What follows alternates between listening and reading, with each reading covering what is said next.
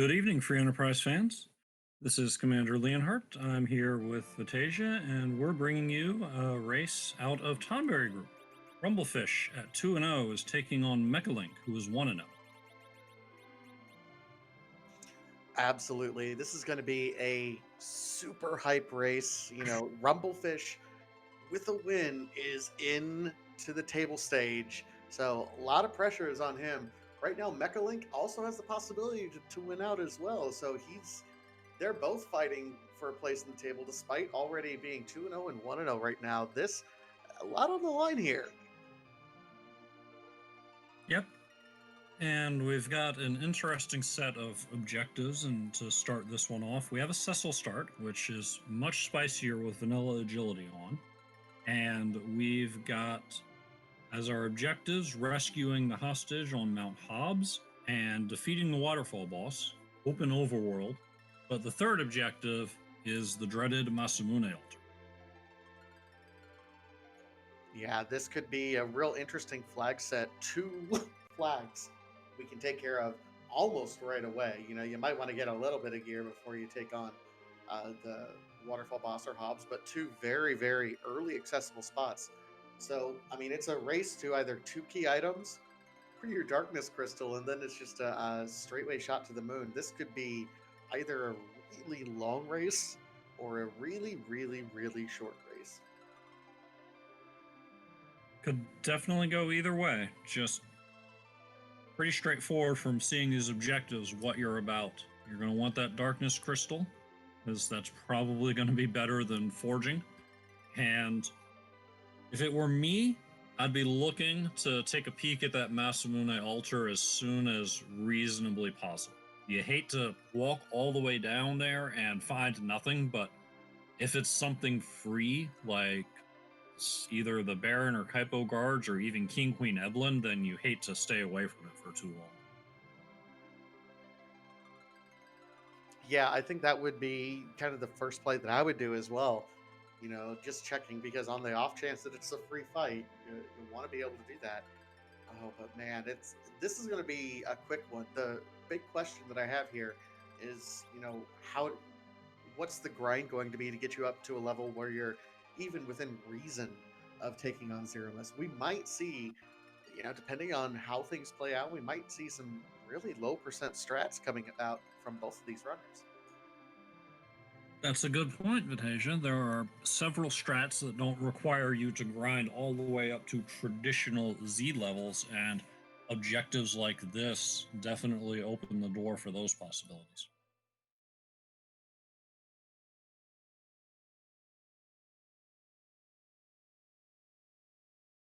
All right, so we do have a Cecil start, and Cecil is accompanied by Rydia from the looks of it. This is kind of a start.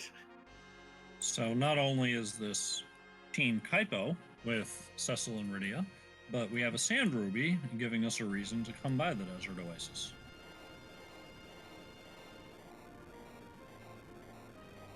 There are so many free characters that are open throughout this world because of the free character flag, where it's being, you would hate to waste the cutscene. At the same time, if it's someone like an Edge or a Rosa early, that could really make things easy for you down the road. So I don't know. It's worth checking at least.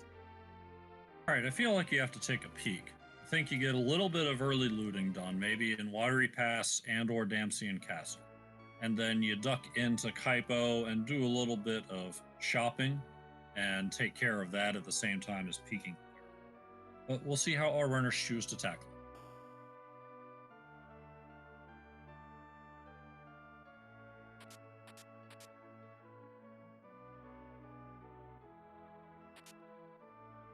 Grass coming completely empty in Village Mist, but at least the treasure chests were acceptable. Sparse 60 is the flag for this tournament, meaning that 60% of all treasure spots are still have something in them, and full 40% are empty, and there's no way to tell where that's going to strike. Yeah, it really makes you kind of second guess yourself when you're checking some of the other out of the way locations. There was some great debate early on. Oh, and Edward And Rumblefish is actually taking his resident doormat. Might be feeling the pressure from those early objectives. Wonder if Rumblefish is versed in Eddie strats. But even if not, there are still a few bosses along the way where Eddie can pull off some cheeky moves. And of course, we have the spoon flag on, so if that gets found early, you suddenly have a glass cannon on your team.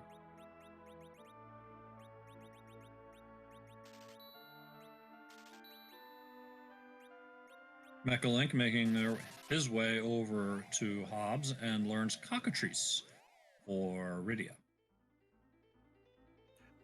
That's a marginally beneficial spell.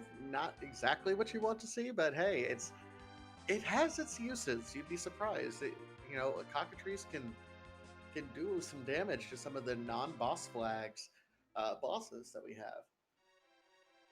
have. I don't hate it.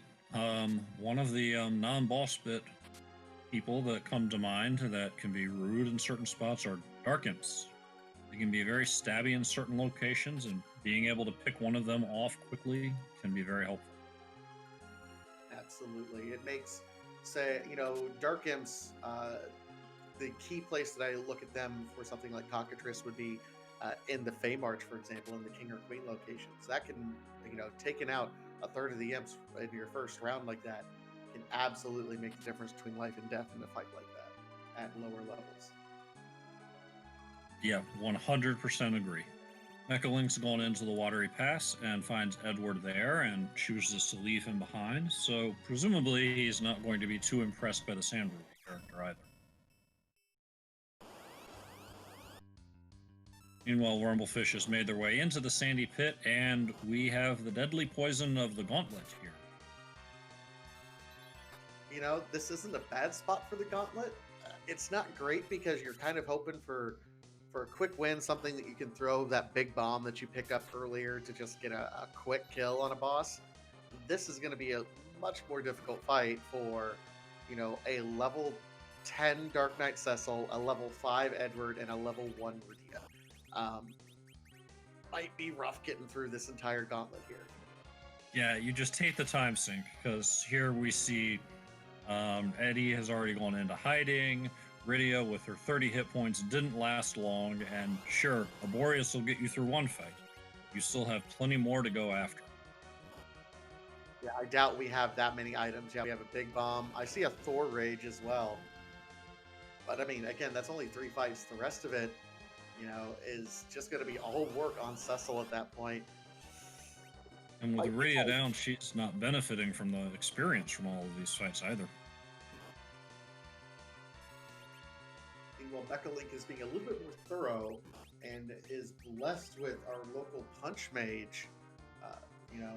He did not cause all this destruction in Damsian, but we'll take him. Not his fault. He's going to come along. And even if Kit can't get the job done in Antlion, just an extra person that can actually punch for solid damage will be helpful. He's also got Kane, so he should fare much better when he goes into Antlion Cave. He also has a Porum as well. Looks like he picked up some free characters around. Being that thorough spot, he did end up just checking the waterfall boss, knowing that that's an objective he's going to have to do. Saw Bahamut and said, yeah, this character's not ready for that. Now, there's a fair amount of HP in that spot, and it's also very fast. It's nice to know who's there, but definitely don't blame him for deciding to come back later.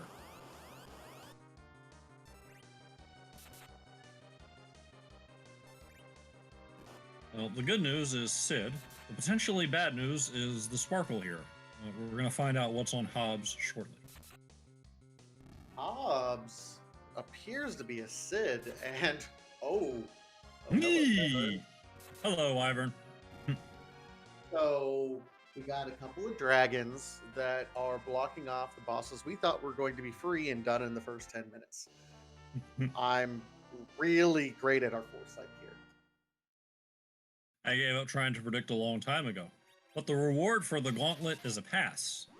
Which, if, again, If you make that Masamune dive with the Darkness Crystal early on and you still have to grind afterwards, the pass might get you back to Z quickly.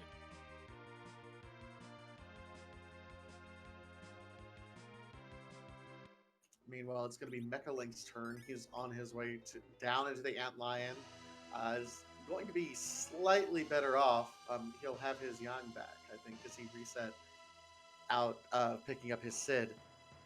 But he's going to be in a much better position, I think, than Rumblefish was. Although Rumblefish is over in Fabul, looks like he's cleaning out some chests before he takes it on. Doesn't really find any equipment to help him out. No, he'll probably be happy for that Dwarfax in the long run. It'll let him back row glitch a lot of characters, and if he plans on sticking with his Cecil, then being able to equip him with that once he's a paladin, of course, might help him through some tough spots.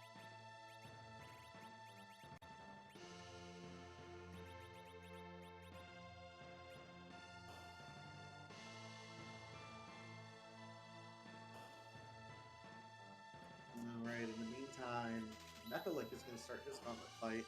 Rumblefish is doing some checks in the item shop. We'll see. Does he go ahead and dive? Yeah, he's going to go ahead and take a chance at this Fabul fight. Well, I'll give him some levels and get the key item check out of the way. And yes, Chaos Hades, you are correct. It is ideal when using a bow and arrow to put the arrow in the character's dominant hand, which for anyone other than Hallam is their right hand. Kane is also a lefty, but he can't use a bow and arrow.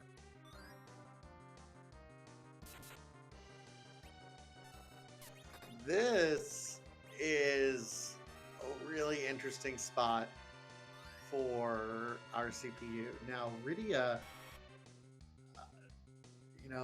I don't know. I just don't know. This is such it's rough. Odd place. I mean, this is kind of like the gauntlet in that you're going to get through the fight, but it's not going to be a pleasant or quick experience. Mechalink takes a quick trip up ordeals, but finds another Edward, resets out of that, and immediately heads over to Castle Ebel. It's like he already picked up the Sorcerer Robe. This can be some good experience and has great treasures, but things kind of hurt. So if you open up one of those monsters in the box and you're not ready for it, we just saw Mechalink nope out. But I mean, there's some good stuff here. It's very, the way the waiting goes, this is a prime location to get some really good stuff if you can survive it. Yeah, and Mechalink clearly recognizes that his party is not ready for the monsters in these chests, is just going to try and get some loot and reset out whenever he finds a trap chest, and he'll just have to decide how much loot is worth the time spent and if he's going to completely clear the place or just get a few nice goodies and get on with this run. Rumblefish looked like he was feeling the pressure. He was going through and says, this fight is taking too long. So he actually reset out of the CPU fight. This is really interesting. So we've had Bahamut, Wyvern, CPUs early. I'm just kind of aghast. All the kind of rough fights are in their worst locations right now. Well, he's made his way down to Mysidia and has picked up R2D2 and Horum and Kane. And that will definitely help him out.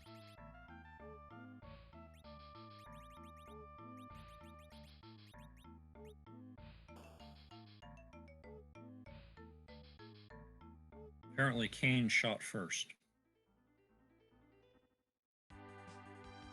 Mechalink just tried to use a Grimoire. Tries for the Grimoire, even gets Odin against a fight that is not immune to it, but doesn't get the roll. Good try. Are the skeletons? I thought the skeletons were immune to Odin and the insta-death. I don't think that they're immune, but I also think that even if they were, the Staleman being vulnerable would allow Odin to hit much the same way that you can take the dolls out, even though half of them have the boss bit. But I confess that I am not 100% certain about that. The more you know. Do, do, do, do. Leviathan is definitely much more what he had in mind, and he's at least going to get one chest out of the way and get the levels and whatever loot is waiting. Yeah, he'll feel much better about a lot of everything. Now, oh, and he gets a Masamune on top of it. Okay. Well, if we have an edge waiting around, that will be nice. He's a lot easier to find on this flag set. I mean, yeah, but worst case scenario, it sells for quite a bit of money, and there's a lot of J items you need if you're going to be doing low percent strats. That's true. Rumblefish is going to take Hobbs, wants to turn Cecil into a paladin and get another key item check out of the way. First boss is going to be those dolls. Not a bad spot for the dolls. You know, this is kind of an interesting HP spot. All things said, it's pretty low. If you have one of those Boreas or Thor Rages or whatever that you were using earlier, this wouldn't be that bad. However, we saw Rumblefish burn a lot of those, unfortunately, simply because he was trying to get through the gauntlet on a very sort of minimal party setup. Had he saved one of those, this fight by itself would be a lot faster. And it looked like Rumblefish was working around to Rydia, hoping to cast Odin, but unfortunately she hasn't gotten any levels. She was face down during the entire Antlion fight and just doesn't have the MP for it. He's going to reset out now. He might do a quick grind here on Ordeals to get the levels he wants.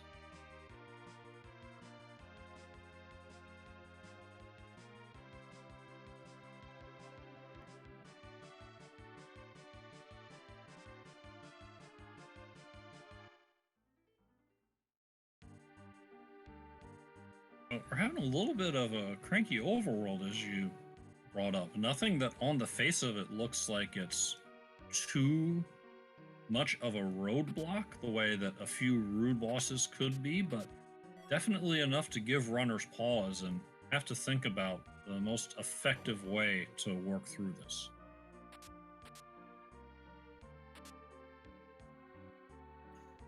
And both of these runners are presently undefeated. Rumblefish win and he's in the tables. Mechalink, if he wins, he's still alive, at least for that undefeated record.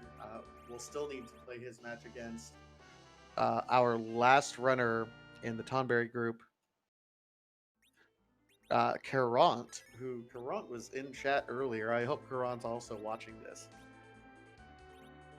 Oh, I expect he's keeping an eye on his competition. But even if a win from Mechalink would also guarantee Magma Group keep him out of the hook.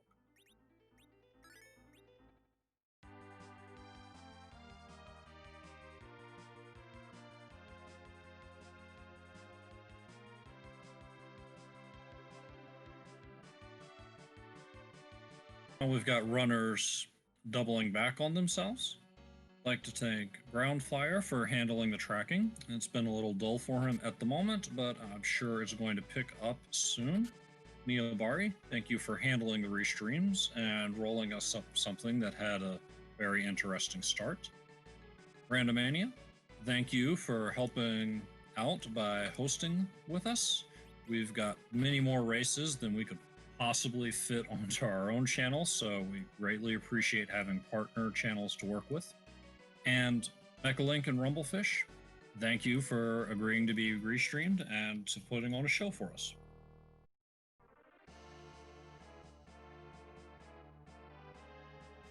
One thing you have to say about the mentality of these runners right now, they both probably feel really behind.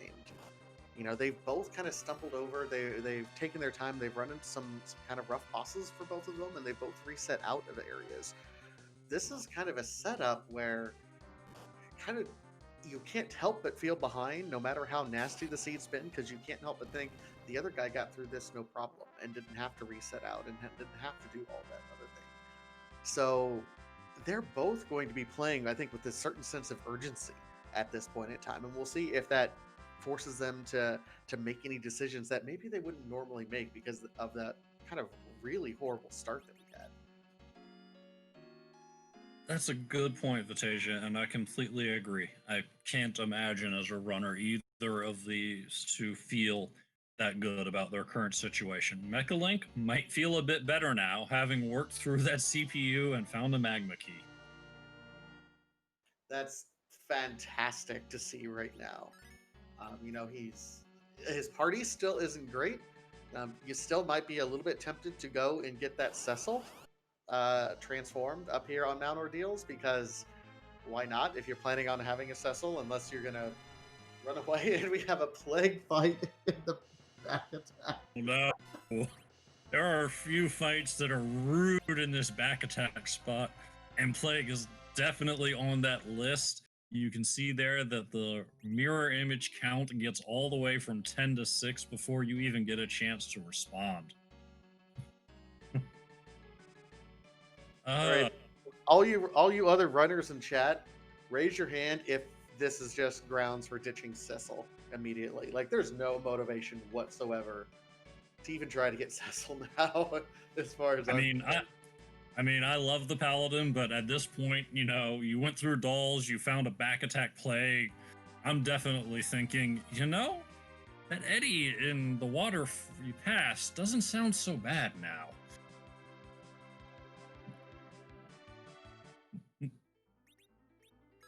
Oof. and this is, we're not even 20 minutes in.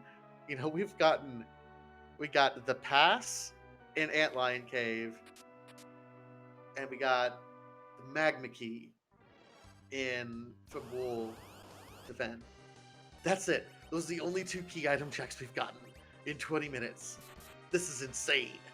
It's a bit nuts, definitely. We might get one out of Baron Inn, though.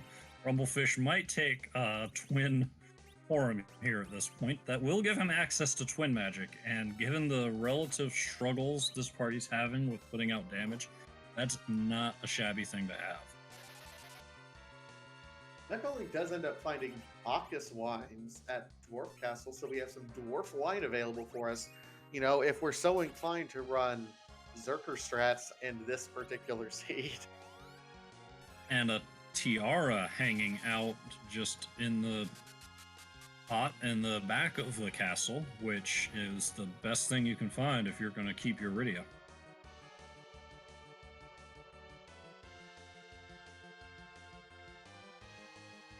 It's just a loot grab right now, which is perfectly reasonable. Run around, grab some loot, check these high value shops for some better items that might push you through.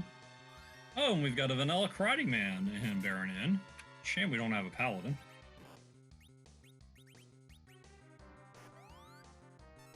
A little bit of French vanilla for us, just kind of right next door. Oh wait, this is... Oh yeah, it's straight. You get the Baron Guards first. And I missed Dwarf. Link made the check. Something teacher, I think? Oh my god, that kick. Yeah, like I said, shame we don't have a Paladin.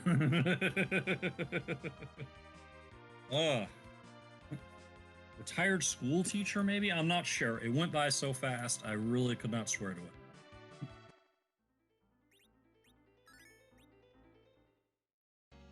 Mechalink opens kind of the first chest on his way diving into the Fey March and says, "Oh, there's your monster chest." The good news is that wasn't a huge time loss. You can open everything else now if you want to. Yeah, you love to find it first. There's only one chest in this area, and that makes the loot even better. And if you spend as little time as possible finding it, then, like you say, all the rest of the chests are yours. Rumblefish has gotten up to Hobbs and gets the bad news about the Wyvern, but the good news is he's quick enough to get a Veil up. And that'll see him through just fine. Yeah, Iridia does end up being the only one that survives, but there have been a lot of axes found here in this seed so far, and picking up a Sid is worthwhile, but hey, our first objective at 21 minutes. Hey. And Frog Mentality with a clip finds that our job dwarf is not a retired school teacher at all, and is a glass artist. Thank you very much. Baron Key as our Feymarch item. Yes, Judge Infinius in chat says, wow, this objective set looks incredibly jetty. You would think so, wouldn't you? And yet...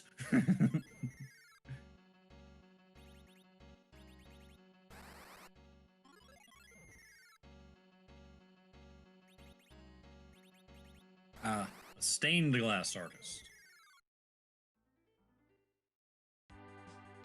Still interesting. Still very nice. Here we get our boss checks for the Feymarch. We'll see if we, I mean, I don't know what else mean could be here. Oh. Goliath, Evil Wall. But nope, we've got Bygone, and we've got some form of guards. And it's the Kaipo guards, the friendlier of the bunch. You just toss a coffin on the one end back, like so, and you're through. But the only bad thing that could happen is if the coffin thrower gets beat to the ground. Oh, hey, look at that. Yeah, that happens. And you know what? It's free enough. He probably is going to give it another shot at this point. Probably. Hey, remember cockatrice? Yes, I remember cockatrice. But I also know that a coffin is a sure thing.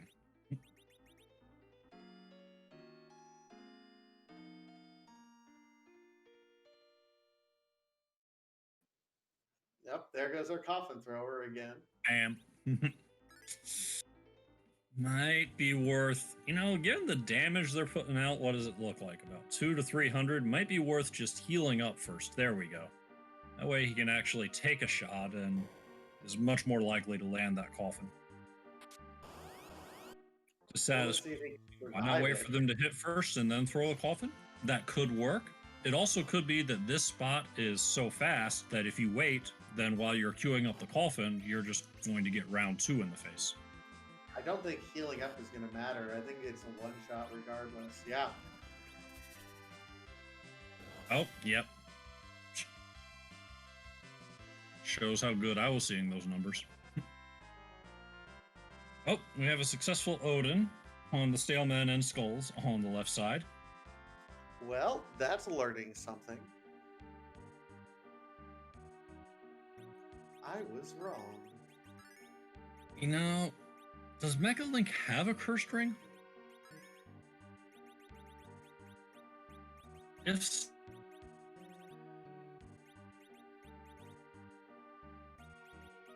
He'll get through on this one. I know that you can pull off similar stunts in these spots with water hags.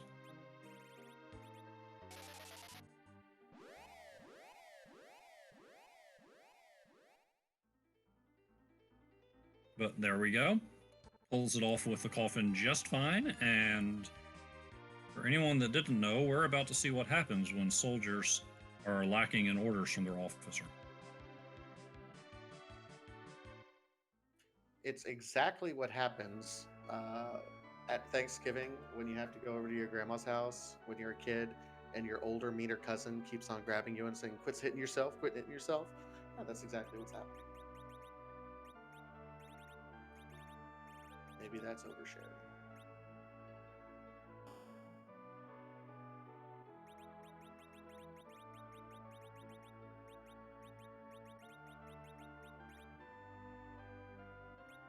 But yeah, they soldiers go down quick.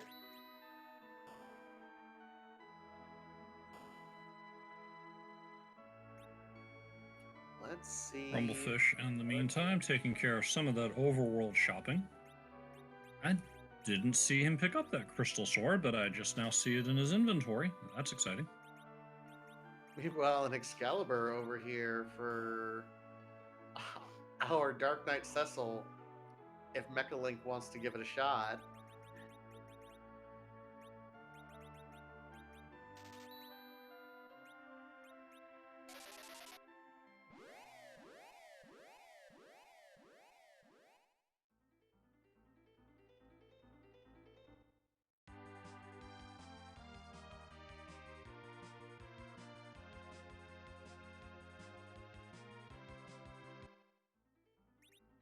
Okay, sorry, I asked clarifies. Trap chest and Eblin Castle had crystal sword.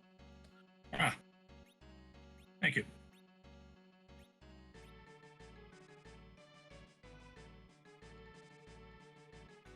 Meanwhile, Mecha looks like he's going to be taking care of his freebies, going to be chatting with Sheila here directly. Um, Not a whole lot of free bosses or items available, but this is something you can do that maybe gives you some guidance. Otherwise, the Baron Key might be looking attractive. You have a handful of levels, you have some gear. I'm a fan of getting those freebies out of the way. You check with Sheila, you do this, you run over to Sheila 1 immediately in my book.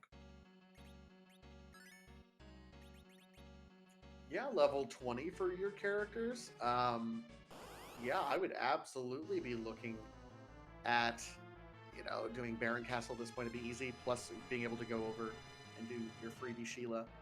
Tent up, might as well. The only thing that gives me pause is I'm still rocking a Dark Knight Cecil, which is effectively just a dead spot for now. Yep. And if you want to give up on that Cecil, you'd like to make a character check to make it happen, go to Baron Inn or into the castle. You've got 2 shots.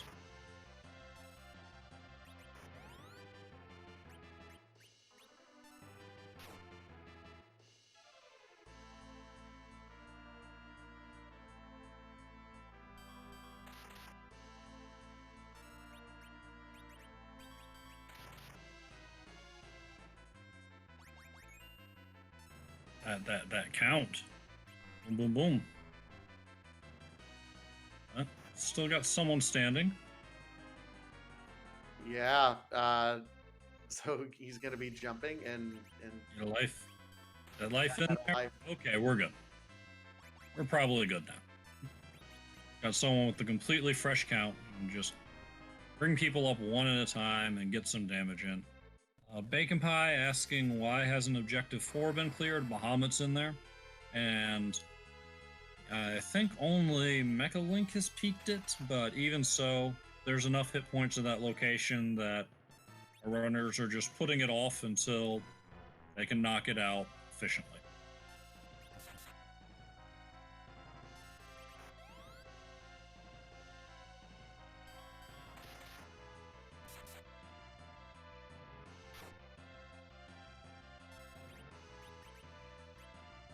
Mechalink is going to take down the Karate Man in the Baron Inn. Gets a package, one more key item off the list. We'll see if he decides to bring Orem in and have twin powers, or if he's happy with the party as is.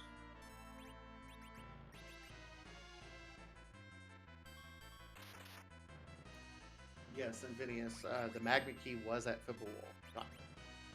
Or, yeah, the vanilla Gauntlet spot.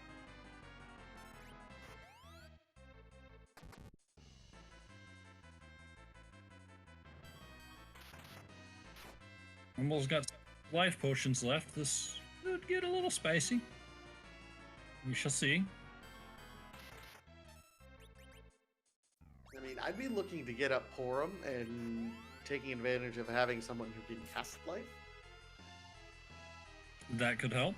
Also, there's certainly something to be said for getting your heavy hitters up and getting the damage out of the way. Spot's got somewhere in the neighborhood of 3,000 hit points.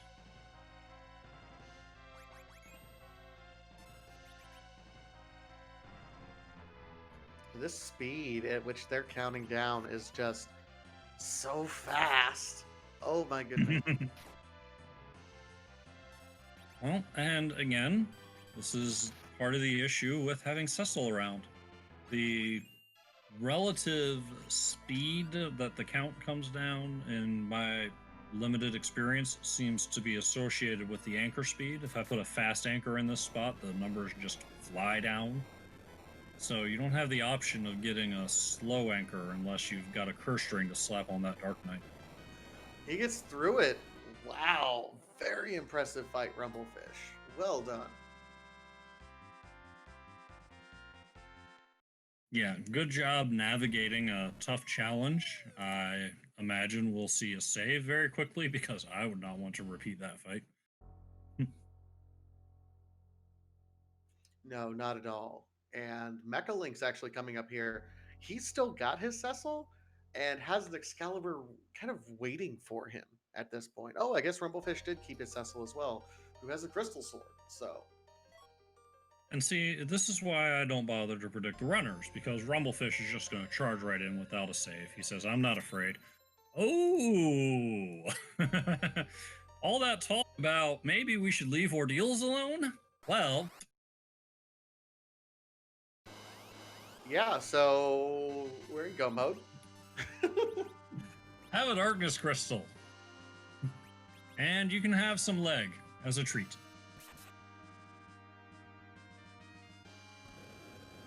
Now the question becomes, I mean, what's your strat? We have Eddie. I'm going to the moon. I'm going to check the shop. I'm going to check the character. I'm not thrilled with the fact that I don't have exit, but I also have a paladin who's going to learn it in, I think, 18 levels once he hits level 19. So with all the rude bosses that have been seen and all the freebies still in the pool, if I can get in there with an hourglass, then that'll give me my exit off of hopefully one of the bosses.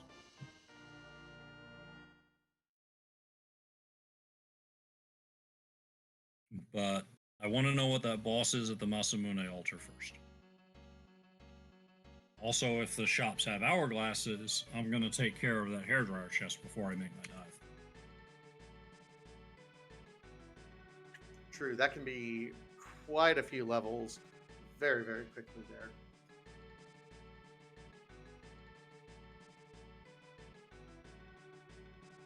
Mecha doing things the old-fashioned way, just fucking back and forth. I need some levels.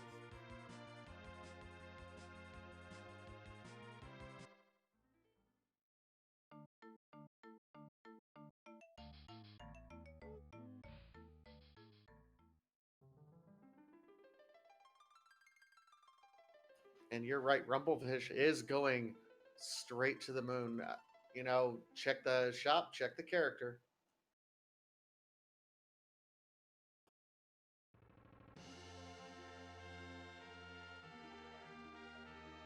It's a good point, Gambit. Mecha might not be grinding at all. Might just want someone down on the floor for when the back attack comes. So he just took the fight and is going back over the bridge.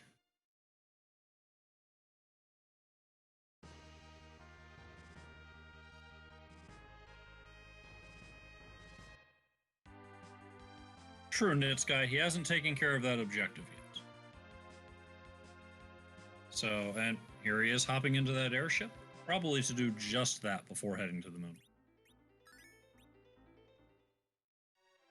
Yeah, Bahamut is less scary at this spot with these particular levels. You might have the damage to burn through this. I mean, Cecil with the crystal sword.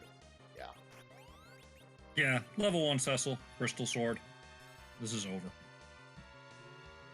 We'll take the assistance, don't get me wrong, and we're going to put up a Star Veil just for safety's sake. But I'll be surprised if Bahamut finishes counting.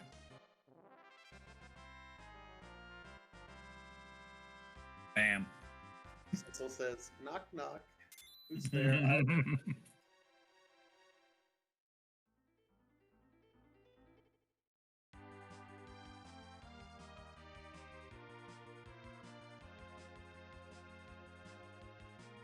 Second objective for Rumblefish, and he's taking care of the easy ones. To answer your question, Bacon Pie, Alt Gauntlet has been found in the Antlion Cave, so that dream is dead. Wyvern has also been found, so you can cross that off your list of rude hopes as well.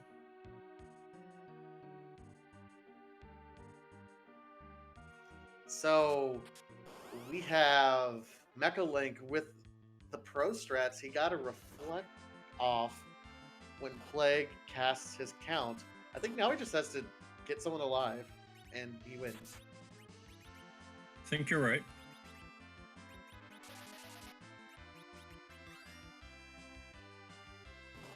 Bacon Pie, we haven't seen Magic Sisters yet, so that rudeness is still available.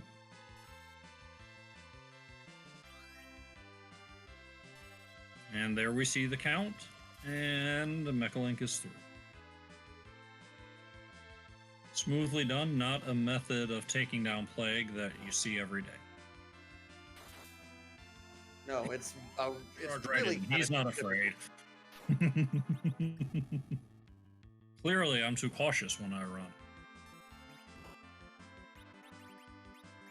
I mean, these runners both have a legitimate shot at the table. Even, you know, if one of these runners is not going to make it immediately to table, they'll have to go either the magma or heaven forbid the hook route. But I don't want to see either of these guys in one of my races. And if you're in magma or hook, my goodness.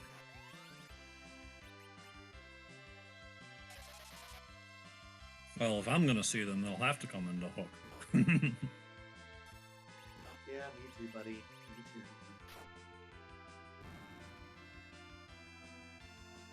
Rumble trying to get through these mad ogres. Got 2 of them down.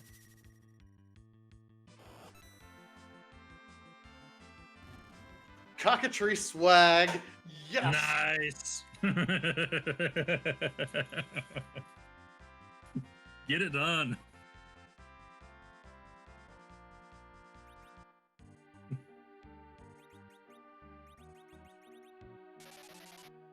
Bird is indeed the word, Nayabari. In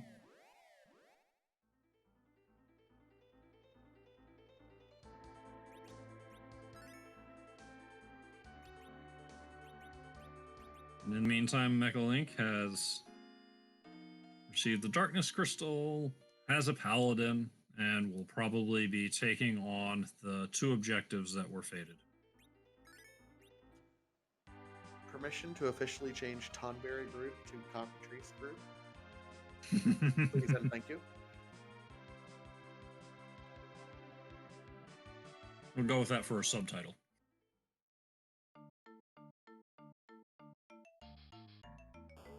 Mr. Spokes, they don't even need to do that. One of the flags for this tournament is that only 3 out of 4 objectives need to be completed. So all they need to do is take the Masamune altar up on the moon and take these 2 earth spots, and they will have the crystal to defeat Threemus.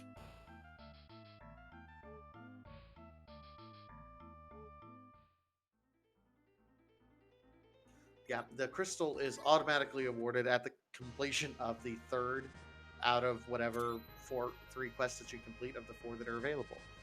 So, I mean, this looked like it was going to be a fast one early on. We didn't know how buried the Darkness Crystal was going to be, but it was on Ordeals, despite it being just buried in a horrendous location.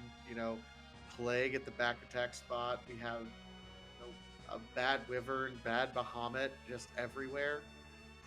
This has been just a fantastic opening that really started out rough, but as soon as you got past the first rough parts, man, now it's like we're just racing to the end.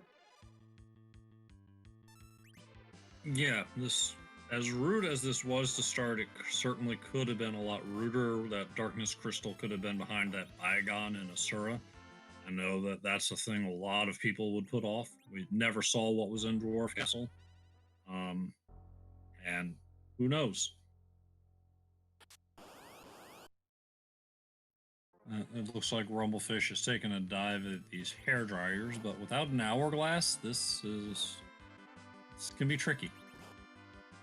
Might be a little bit rough. You are correct.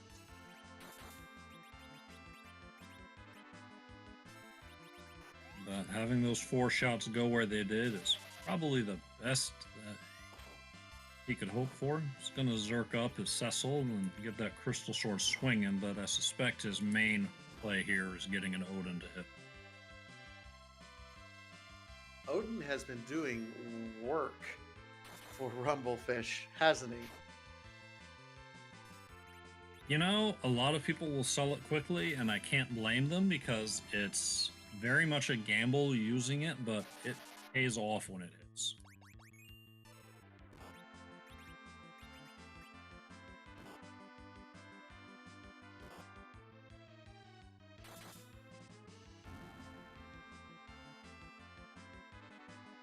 Looks like Mecha was just taking a quick trip up to the moon to look at the character. He might have also checked the shop, I'm not sure, but he's heading back down to Earth now and is probably going to take out those easy objectives.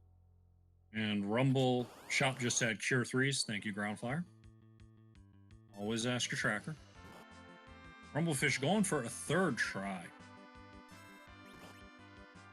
I admire the determination, but I can tell you, there have been a few times where I've been stuck on a particular spot and I've just been determined to beat it, and it's not always worth the time spent.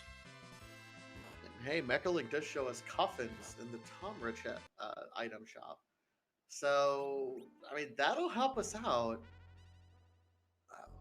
And Rumblefish, you're right, has absolutely, he when he commits to something, he is fully committed to something. He had some rough goings for several fights, but he just keeps moving on and says, "Nope, I just got to be better. It's just RNG. I can get through it."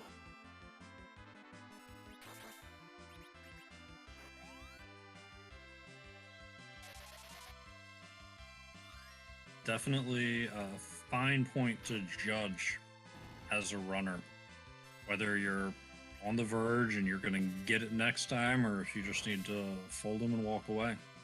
Hopefully he'll be able to get through it this time. Here comes the Odin, and it hits.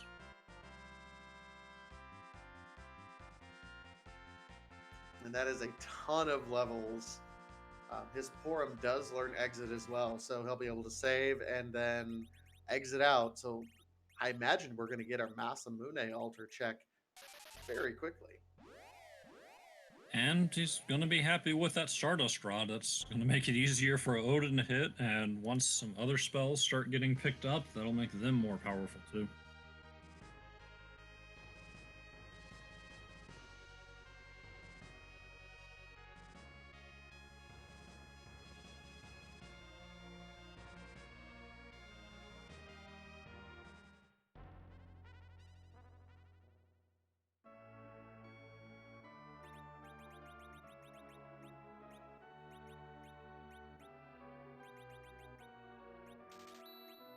So, Commander, I gotta ask, if you were in this position, running this seed with the knowledge that we have now, and we say we go and check Masamune's spot, and it's something that's just going to require levels to get past, to get through. What's the play then? Do you keep digging around trying to get levels? Checking some key item locations, trying to get some nice gear. Do you try to hunt for levels? Do you try to say, okay, no, I'm going to have to do something else? What would be the play for you here? If I go to Masamune Altar at this point and I can't take the boss and I need to power up, I'm going to keep looking around the moon. Once you get into the moon, I feel like there's a certain level of commitment there that so I'm going to check each location, hoping for someone that's free or that I can use some cheeky strats on, maybe Cecil cover. I'll get levels out of it, and even if I don't get enough levels there to take on Masamune Altar, I might get some key items that open up possibilities on Earth. If I want to do it linearly, then I'm just hoping that I get Sirens on Earth. Grab them, grind up to Masamune/Z levels, and come back up and call it a day. But if there are no Sirens, I might need to take some checks on Earth, and the more options I have, the better. Now, Mechalink was kind of setting something up. It looks like he was buying vampires. I imagine he's going to be setting up some strats, probably with his Yang, which is high enough to be able to survive a nerfed Big Bang at this point in time. So we might have a solo Yang fight here before too long from Mechalink. I mean, if he can get past the Masamune altar, but he also hasn't done either his Hobbs or his Waterfall boss, according to trackers. Oh, and he doesn't have the pass either. So it's going to be interesting to see how this plays out. If this routes cleanly for him, or if there ends up being a little bit of back and forth.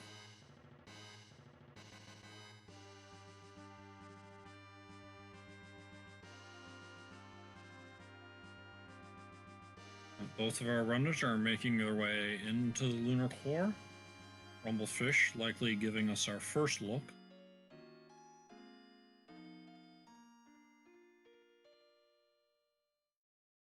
What do you want to see? Let's get some guesses in chat right now before we get there. What boss is going to be at the Masamune spot for us to see right now? We've already had a few checks. We've seen a few things out there. Wyvern, Bahamut, Plague, some of the scarier things are out there. Gauntlet is out as well. But there's a lot of root stuff that can be there as well. What are you guessing is going to be there? I'm betting a King Queen Emblem. I'm going to be boring. You know what? I'm going to go with Dark Imps. I want Dark Imps to make an appearance to hit. That's hard. nasty. Yeah. Although coffins make it less nasty, but still. Oh my god, it's free! Kind of. Well, it's no King Queen Emblem, and it's also not 100% free, depending on the order of these punches, but it's pretty close.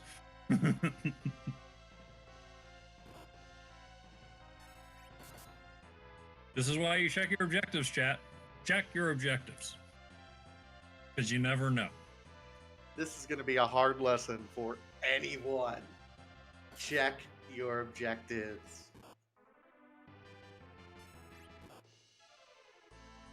Oh no, and it's up to a couple. There's that miss. Uh-oh, and we're down to a couple of girls in the back row. Look out, look out. Not quite free. Not quite free. It's pretty close. It's not quite there. Yeah.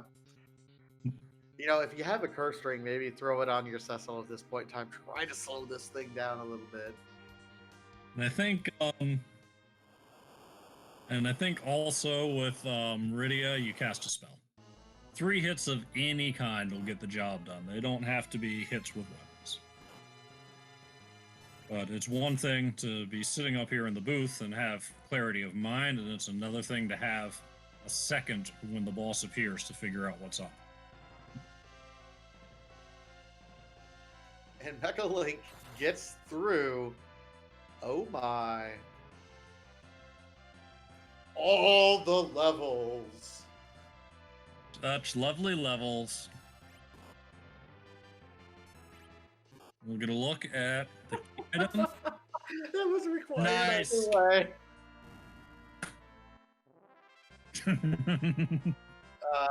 Neobari. Rolling it's a water. I mean, it's a water hag. Such a good. It's a water hag. It was so close to something so rude because putting the legend sword there means that the Masamune altar is 100% required. Even with 3 out of 4, you cannot complete the seed without it.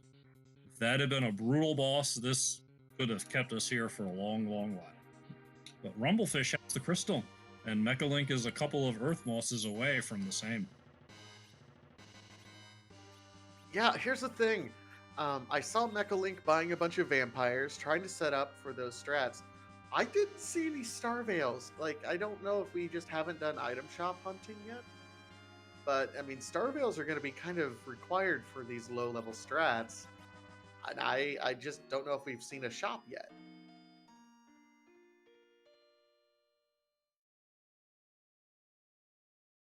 We have definitely seen the Cure 3s and the vampires, so it is, as you say, just a matter of finding those star veils and a silk web if that hasn't been located yet, and Mechalink might put on a show.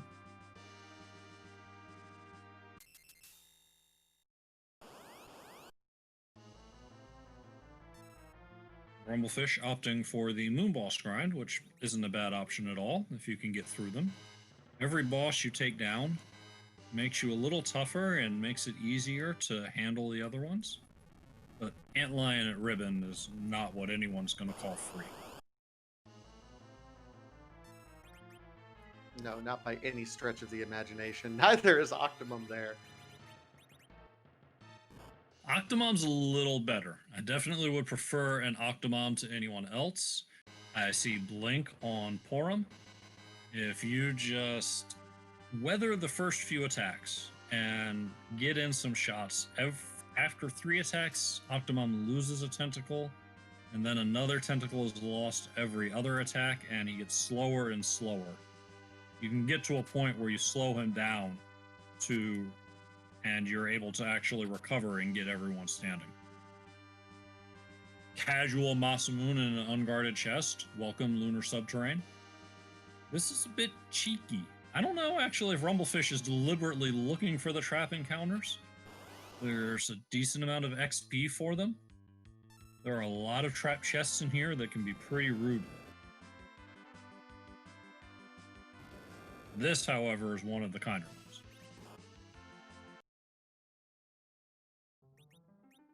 One of the nice things about this particular one, and he resets out, is those witches are actually really, really vulnerable to mute. And mute's one of those wonderful spells that your white mages get relatively early on if you don't already have some mute bells. It's a known grind, really, is to try to run into as many of those encounters as you can because they offer up a chunk of XP. Yep. And Rumblefish giving it another shot. And although I did say that this is one of the kinder trap chests, and it's true, it's by no means a pushover, which is why normally you will see runners completely ignoring the chests in this location. It's just not worth the time it takes to take out one of these fights, even if you're a fully realized party. However, our good friend Odin, once again, doing the work.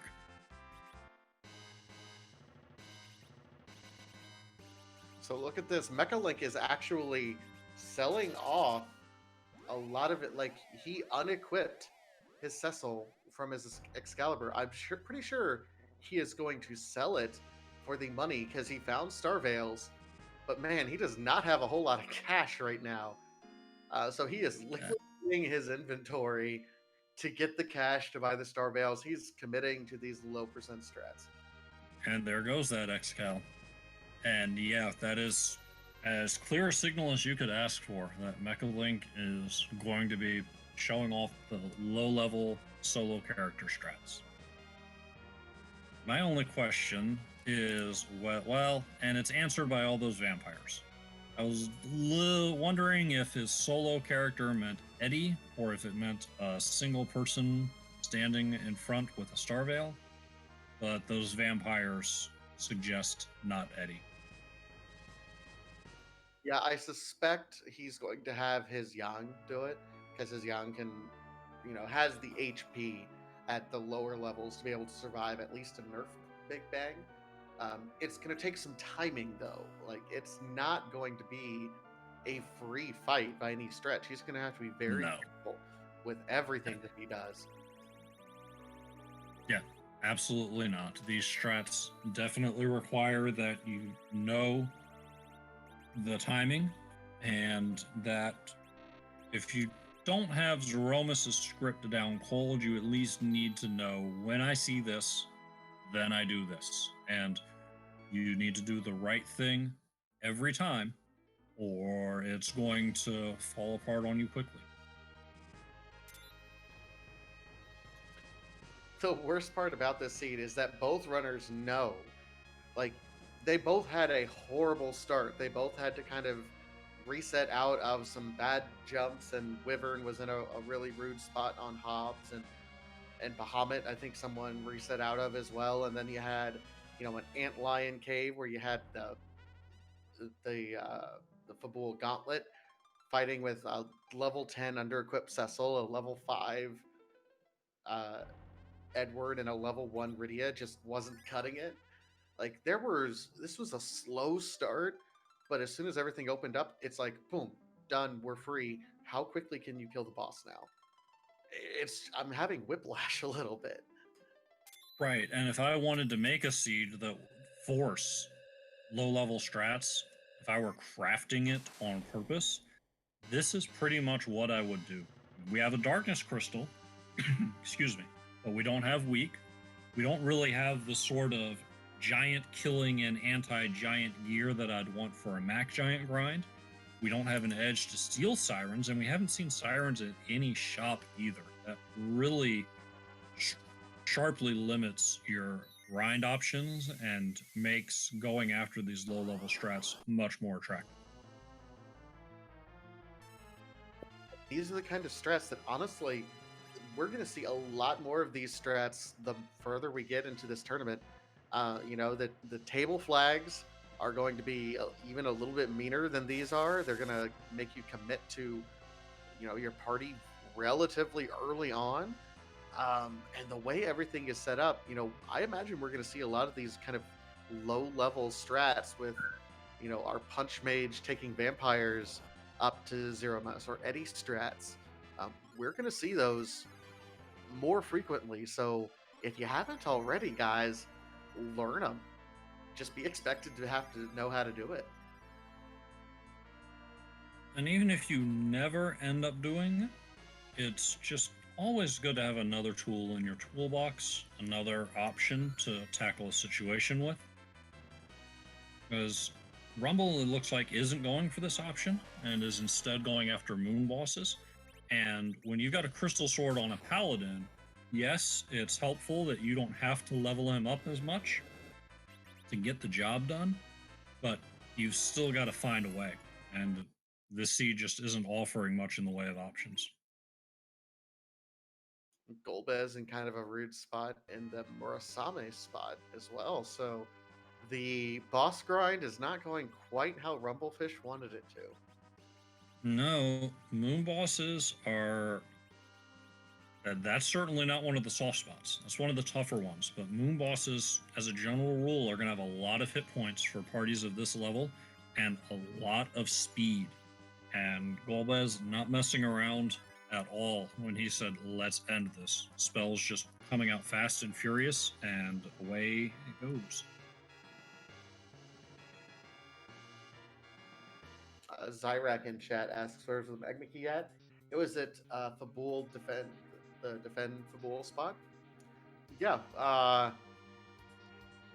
Rumble never went there. Rumble hasn't even gone underground at all.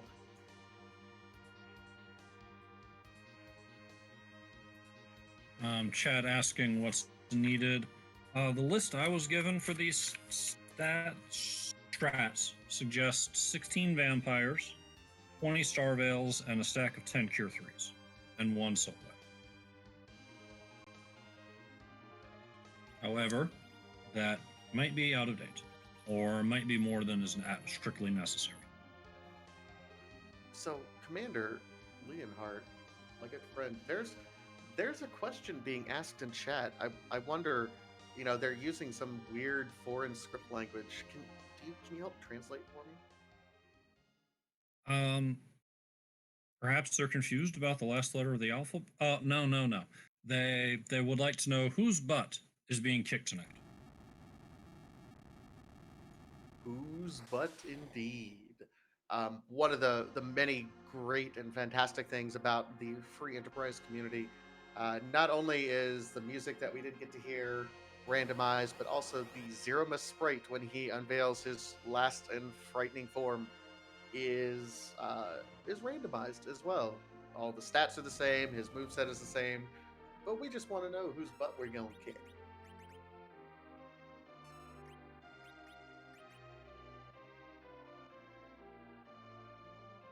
Here in a moment, we're going to find out. Crystal being used by the vanilla character.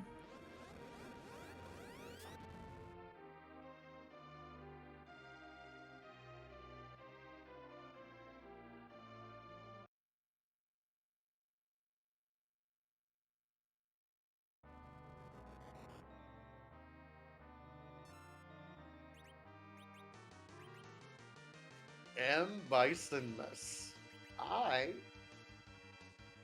But for Threemus, it was Tuesday. Best line in a video game movie ever. Don't at me.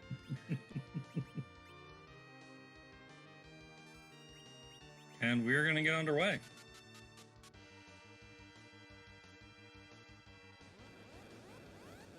And in the meantime, Rumblefish has decided the moon bosses are just not worth the trouble and is going to go with random encounters.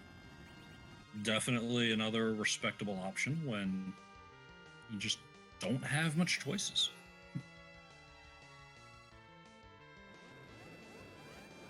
Yeah, it can be incredibly difficult. I mean, you have to be careful because we can't run from bosses. So if you get one, you're stuck, no matter what it ends up being.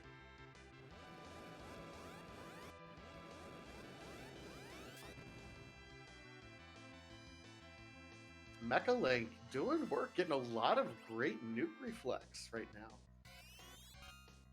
now. He went ahead and starveiled his entire party early on to make sure that the nukes that came in before the first Big Bang all came back on Zeromus.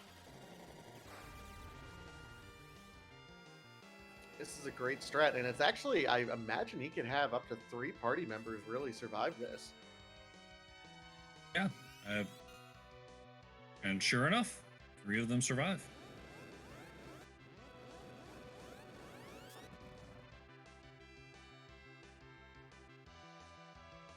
Sorry I asked, pointing out that Cecil actually destroyed the village, which makes me wonder if anyone has ever renamed Cecil M. Bison.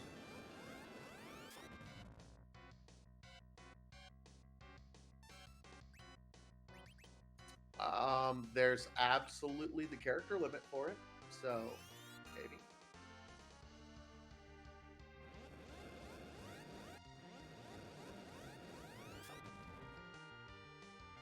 Dia pointing out in chat, yeah, he's doing quite a bit of damage.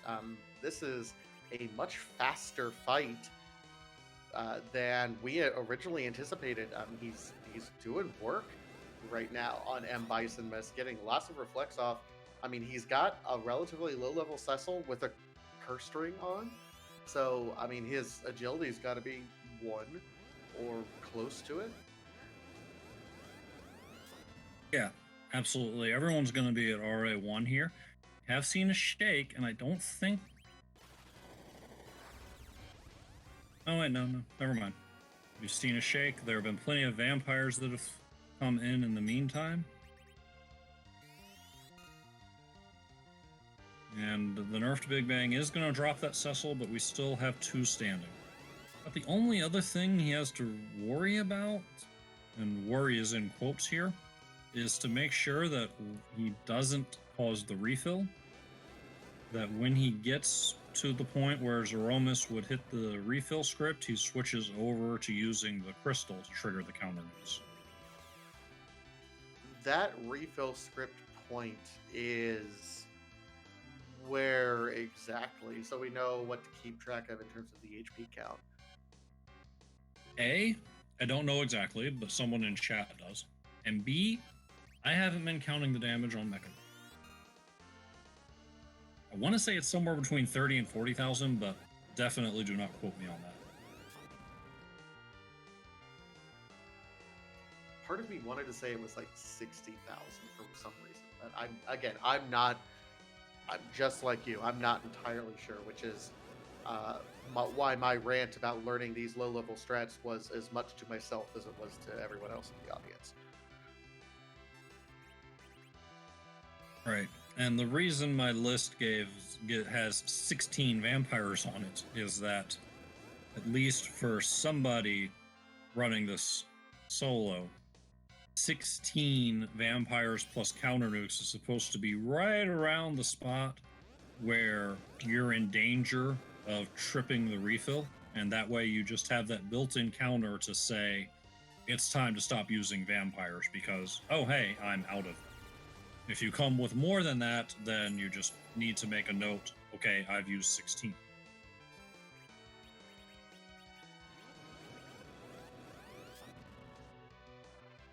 Okay, Zyrak is saying 40,000 for the refill, a little over 60,000 for the kill. So we were both kind of right. I'll take it. And Mechalink has recognized that point and switched over to using the crystal. I saw on a stream the other day, I think Invenerable was actually getting some strats where he was using like an echo screen or something that just would cast the heal animation at this point in time to trigger the counter, which causes all the major damage reflected, but it's a lower animation time than using the crystal. And I thought that was actually really kind of ingenious. So I'm sorry, Inven, if I gave away your secret strats, but that's another way to trigger this.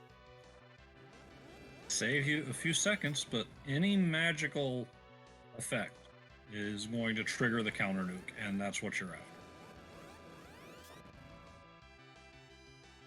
Actually, that could be well over a few seconds by the, if you think about the number of animations going on here. That could be a full minute. Yeah, it could be quite a bit of time. I mean, if you have the money. We saw that Mechalink was scratching and scrimping and stripping his entire team down for gear in order to be able to afford the Star Veils and Vampires needed right now.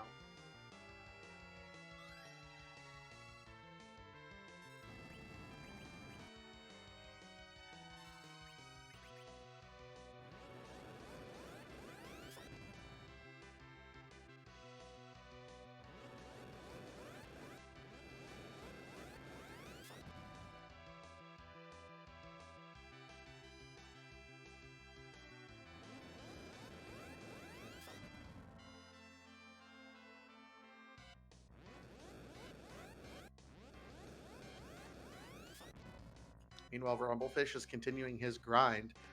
Had an Odin whiff there. Odin's been doing a lot of work. I've been really impressed with how much work Yoda really has been doing. It gets better and better as you level and level. You'll never have Odin be better for you than a coin flip. Even if you succeed in your casting rolls that are stat based, there's a coin flip at the end to determine Odin hit or miss. But just being able to sweep away any encounter that doesn't have the boss bit is worth that gamble at times.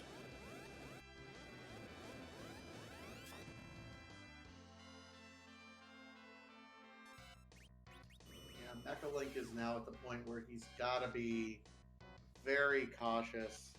He's going to have to take some time after the Black Hole, Star Veil up again, and then Cure 3. Because he's not using vampires to heal himself anymore, just in case it pushes it over.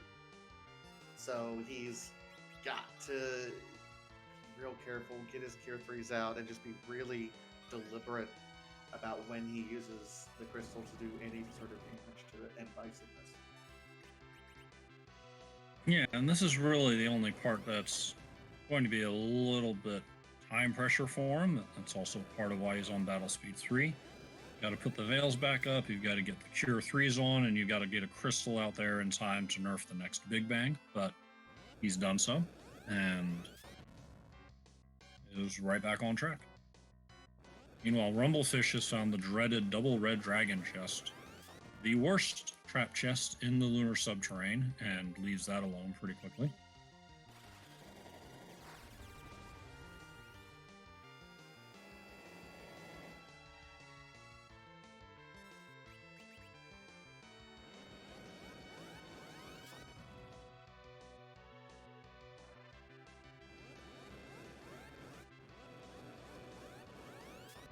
And Mecha going straight to the crystal after the Big Bang might be going for the last push. If he's been counting his damage, he may well know that he's just about there.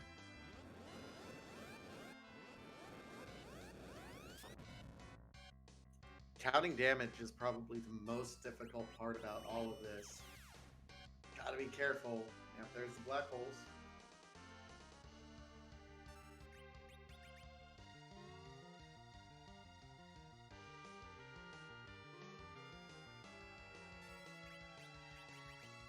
And no, we've got a black hole. And it may not have been counting damage at all. It may just be simple familiarity with the script. You know a black hole's on the way, then might as well get a few more crystal pops in before you bother with any healing.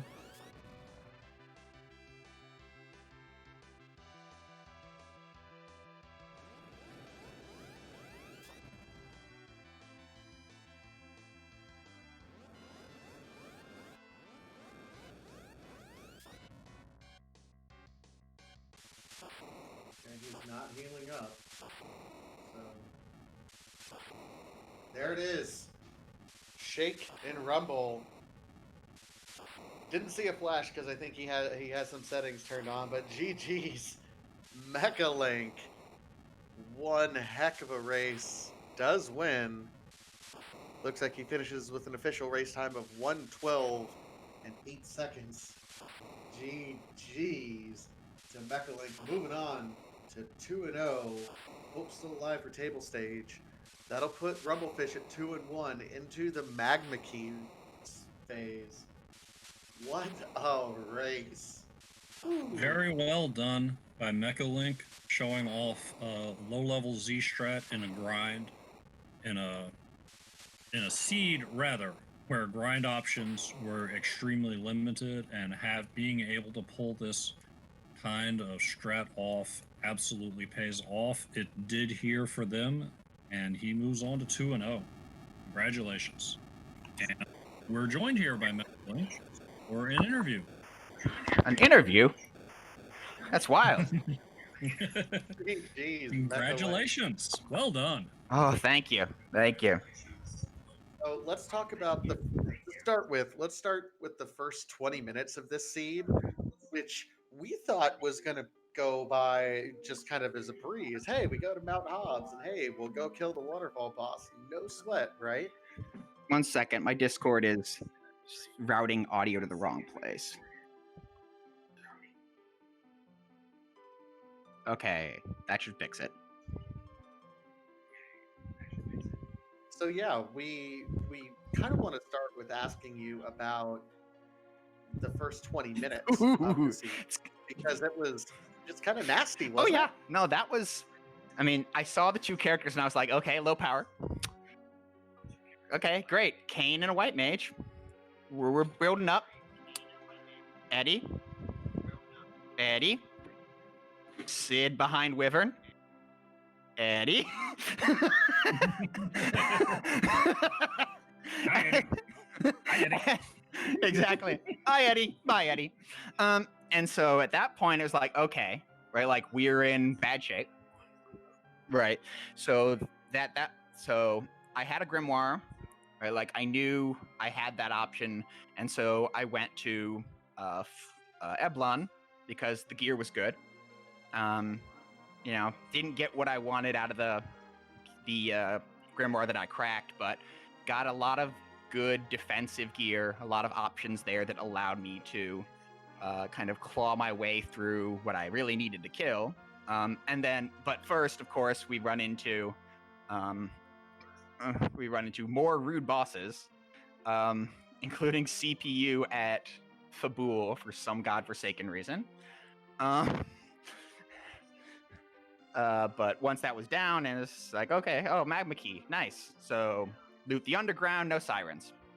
I'm used to that. No sirens, no edge. We're fine. I spent some time on the fight because I knew I had a coffin. Just all I had to do was hit the back row and they would kill each other. Spent more time than I probably should have, but it was, given that we had no grind options, the XP boost that of the characters left was very relevant. And in fact, I took that XP boost, you know, went back up to Baron Inn, tore through that, found nothing.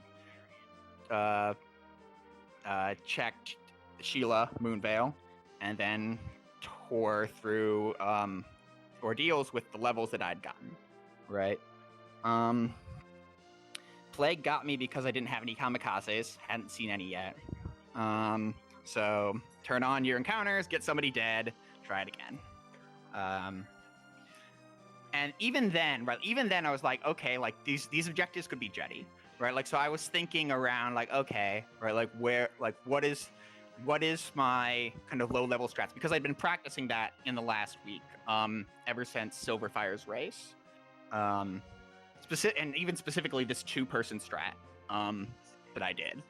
And so it was on my mind the entire time, which meant that I didn't consider a Mac Giant grind as much as I could have.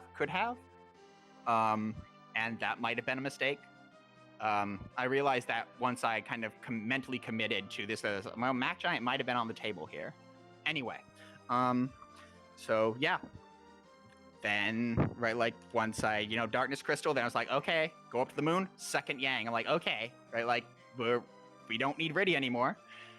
Went back down, bought coffins, right, like in the case that I would be able to cheese some bosses, get some experience, and then of course the free boss was the one at the Masamune spot. And the rest was, as you saw, like that was, once I had done that, right, like it was all a matter of getting the items and using them. Yeah, we saw you at, by the time you were doing your item shop hunt, looking for vampires and star veils, you were literally stripping your characters clear of gear. You're like, doesn't matter, show the Excalibur. Yeah. My Purim is naked. I don't care. They're all gonna die anyway. I don't care. Like, what do I need? I need magic defense on Kane and my good Yang. Like, that's what I needed, right? Like, those are the only things I needed to keep, and everything else can go. It's a commit to the characters that matter. And I mean, I save slotted away from that, right? Like on the off chance that, right, like things went differently, that I had a save where I still had my stuff, but yeah. But yeah, that your ability to run the fight was clearly the deciding factor. Both you and Rumblefish took out the altar right around the same time, and he had taken care of overworld objectives, so he did get his crystal first, but he went with a more traditional grind, which was limited and not as traditional as normal in this seed.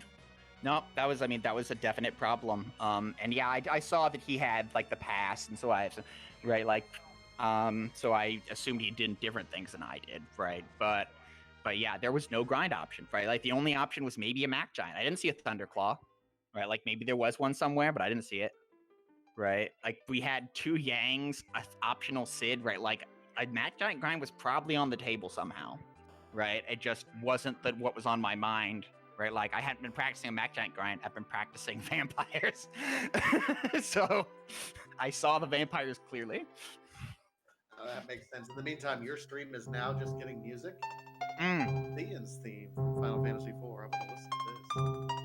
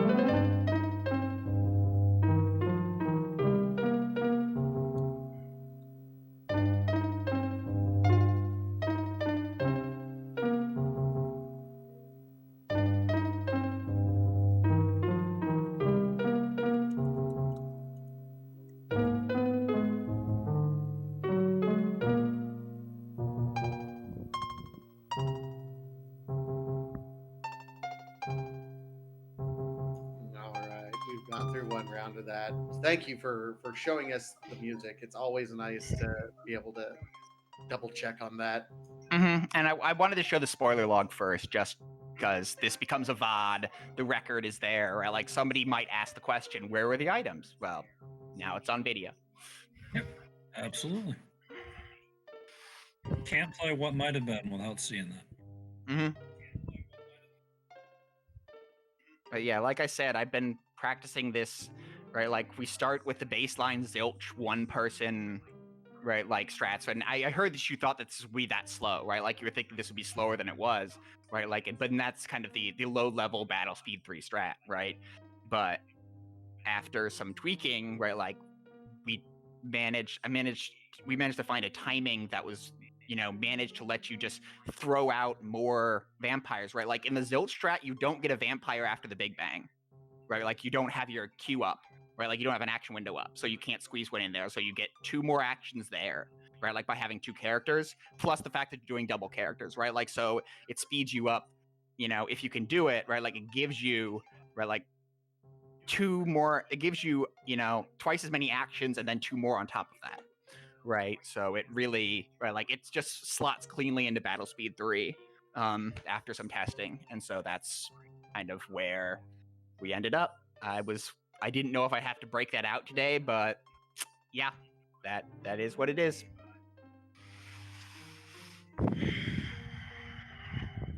So you move on to 2-0. You know, you kept Rumblefish from claiming the 3-0 spot in the Tonberry group. Yeah. One more race at 2-0, and I believe your last competitor was sitting in chat, just learning as much as he could. Yeah. How, I mean, I watched Current's race against Rumblefish. Rumblefish won, but Current put up a Current kept pace with Rumblefish pretty well. And I'd already told Current, like, for example, Current was willing to throw things, right, like to speed up fights, which is something not everybody thinks of, or like they've got 99 potionitis, right, like they don't use their resources. So, you know, Current's got some good instincts, right? Like, I'm not gonna, a seed like this just proves that, like, it's really easy. Like, imagine that you like ditch the Cecil, didn't do ordeals, right? Like, you could have lost, right? Like, it's completely justifiable to be like, I don't want this Cecil. He's gross. He's and right, like, try to move out when not him and not find the darkness crystal, right? Like, these seeds are not free, right? Like, your races are not free. Don't sleep on anybody.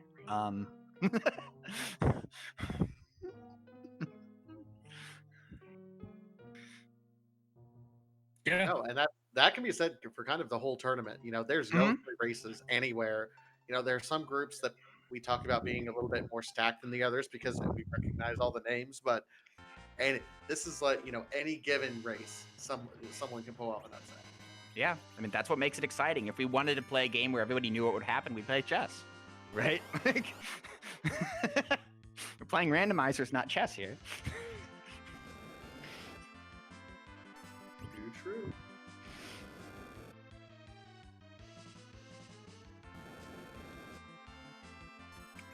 So, Patasia, if you've got any other questions, or Mechalink, last thoughts? Only naming scheme repping Maryland from Football Gauntlet. Didn't have time for this tournament around, and being in New Zealand besides, their schedule can be kind of iffy compared to, but not gone and not forgotten. Fitting tribute. All right, I'll leave you to this. Thank you all for watching. Be sure to follow them. I commentated with Leonhardt last week, and it went great, so I'm sure this was at least as good, if not better. And my match with Carant is scheduled for Sunday at 6 Eastern. If you want to see the Tonberry group doink it out at the end, be there. You know what? I'll be there with bells on. I look forward to that particular race, seeing what can happen in the race. But one last shout out, thank you, Mechalink, for joining us here in the race. Great race. Thank you. GG's to Rumblefish when he finishes. This was a hard one, right? Like this was a tough one. That early seed, 3 Edwards and no spoon to turn him on. Best weapon we had for him was the Elven bow that I bought.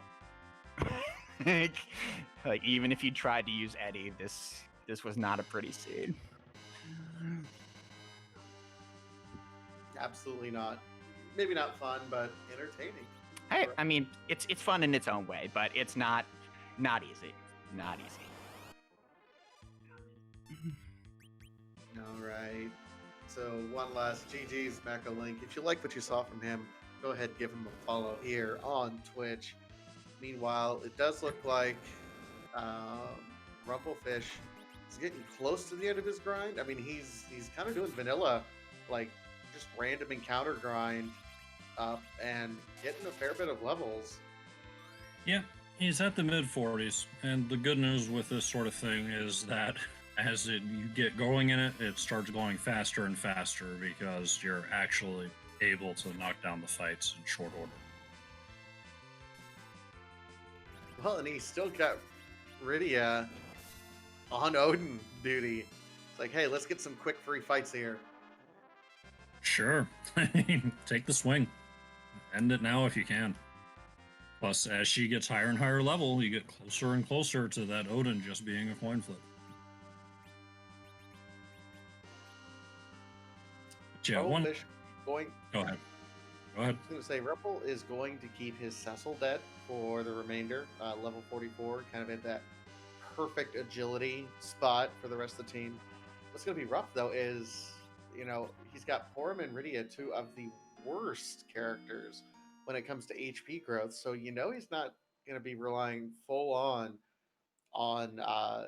just regular berserk strats. He's going to have to weave in some magic in order to nerf every single big bang that comes out. That is definitely one option he could go with. He could nerf. He might also just get his 3 warriors to the point where they can survive an unnerfed Big Bang, and he's almost there. If he gets there and leaves whichever warrior he feels is the least capable of dealing damage, if he leaves that person unberserked, they can serve as a chemist. So that after every Big Bang, the chemist tosses a life potion to Porum, and she quickly gets up and throws the heals out in preparation for the next Big Bang.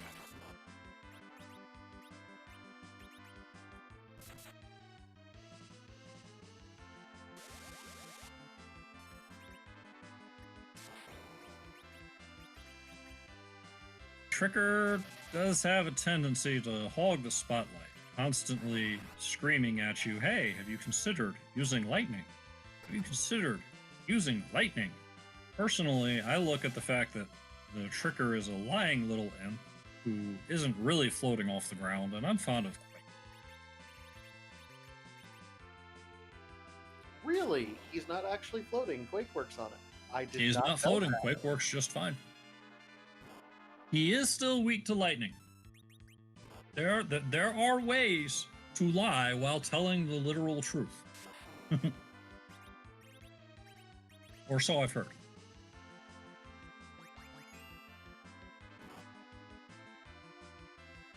See, he's not lying. He's like Rocky, and he's just saying, punch me. I just want to get angry.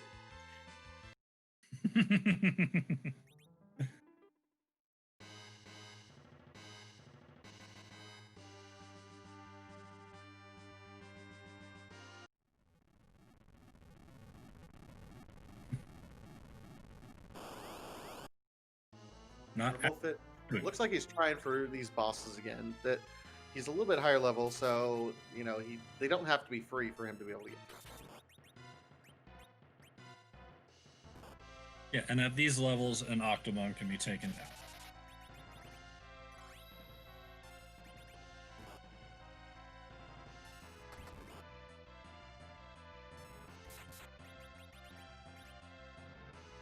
And who knows? You might find a spicy little bit of gear waiting for you.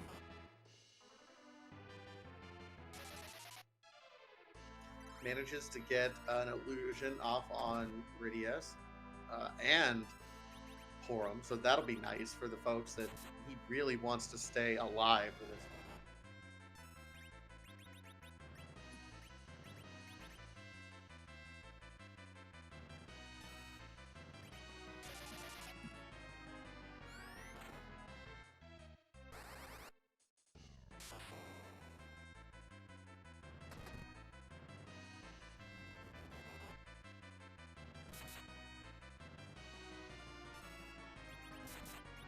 See, here's someone that I'll cast lightning through on all day.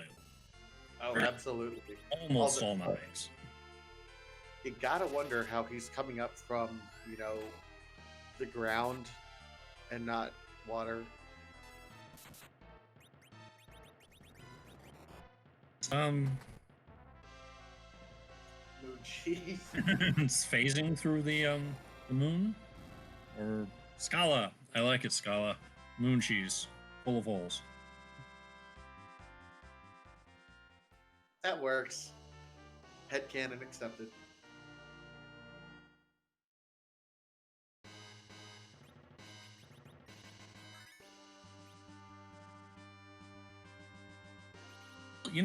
Somebody might need those 50 hit points to survive a Big Bang. It could have been worse. I mean, it could have been a tower key.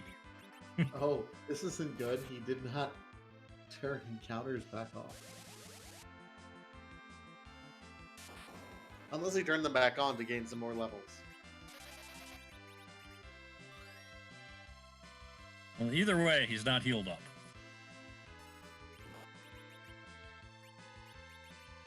And it's just his two young girls doing work up on the moon. This is not an ideal situation.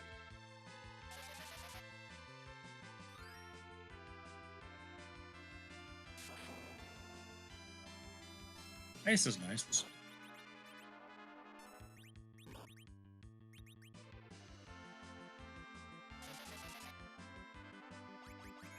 Fish is pretty close to Z fight time. Just a matter of what strategy he has in mind and where he feels he needs to be to execute.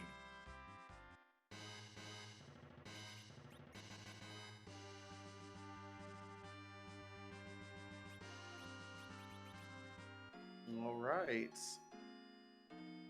Got set up. Quake finally with Rydia.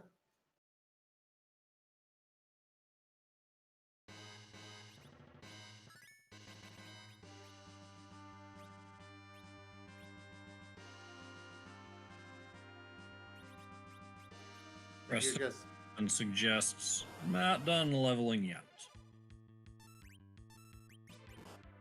Might be looking and catch the spell list, and I don't know just off her level whether Aurum has Cure 4 yet. A little bit level 46 she has it, but close, but not quite, I don't think. In that case, that might be what he's waiting on to go. If you're just joining us, this was actually a much closer race than what it indicates right now. You know, Mechalink is the winner of this particular race with his time, but these two were neck and neck. In fact, Rumblefish had his crystal first. The difference is Mechalink was willing to literally strip almost everyone in his party naked to buy enough vampires, star veils, and cure 3s necessary to do those kind of low percent strats, and went right up to Z and skipped any sort of grind. Meanwhile, Rumblefish, not quite comfortable with that, you know, is grinding up here on the moon. It was, you know, it was Water Hag at the Masamune altar, and Dark Crystal was on Mount Ordeals. So it was rude for like the first 30 minutes, and then 10 to 15 minutes of, you know, getting over that hump and realizing, oh, I'm in go mode. And then the rest was just figuring out how you're going to kill Z. And the layout of the seed absolutely rewarded Mechalink's knowledge of those low-level strats. No sirens in any of the accessible shops, Moon or the underground shops. No edge to steal sirens from the alerts. No ready source of weak to run a D-machine grind. No Luca for even a trapdoor grind. And not really the sort of gear you'd want to consider going after Mac Giants with. Being able to bypass a grind cut off a huge amount of time, and you can see that in the difference between Mechalink's done and Rumblefish still working on this.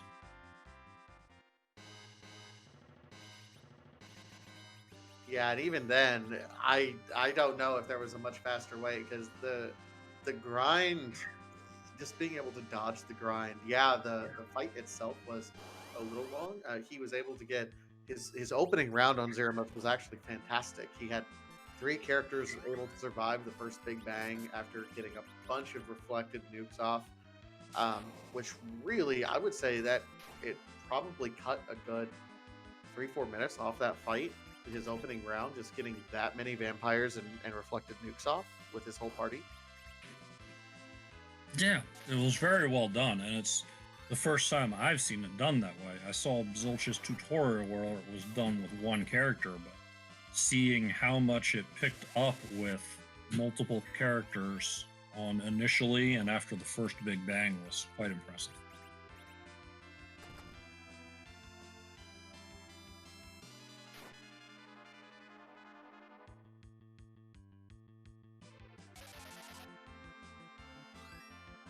And I agree with you, Gambit. Gambit in chat pointing out that you've seen the done. That done was 20-some minutes ago. And the last thing I would do at this point is to go into the Z fight at something that I considered marginal. I would make sure that I had enough to put Z down on the first go and go in there and just smash him hard. Absolutely. Absolutely. I think I did that in my last race where I grinded for him up to like 2,200 health or something like that, where it's like, nope, we're just going to make sure to smash his face in. It is satisfying when you're able to do that. Sometimes grinding is easier than this, and the seed gives you a long runaround after your grind, and you show up at ridiculous power overwhelming, and you just tear through Zeromus in a hurry. It's like, I want to get... Go ahead, I'm sorry. No, you're fine. I was just saying, it looks like Rumblefish is going to make it go for it.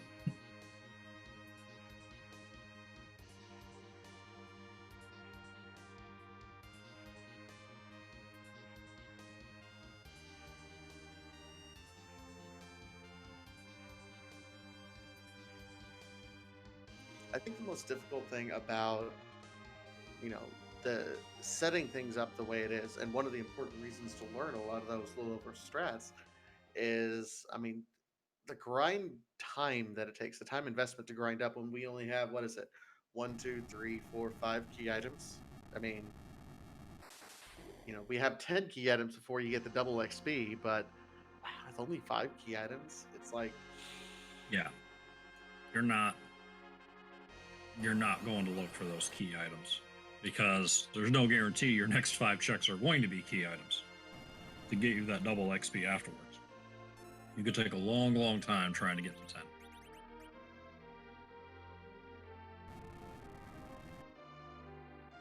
Here we are, and it is time to kick M. Bison's butt for a second time.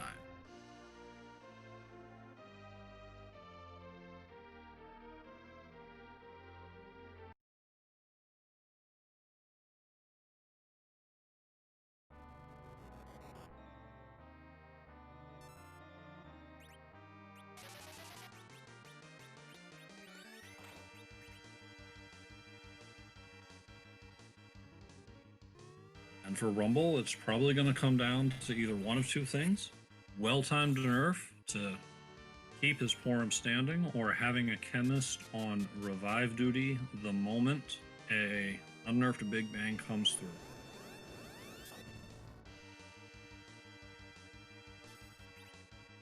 I don't know if that's the target I would have liked for that particular nuke. And with the Big Bang, this might hurt. Only a little close, but got time to get him back up. He's the only one that should fall to this, if anyone. And he does.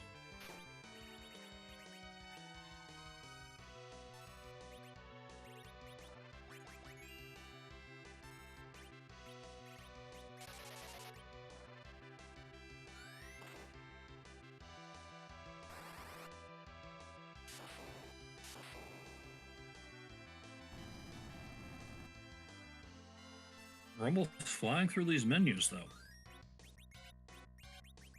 Very solid menuing, all things told. Yeah.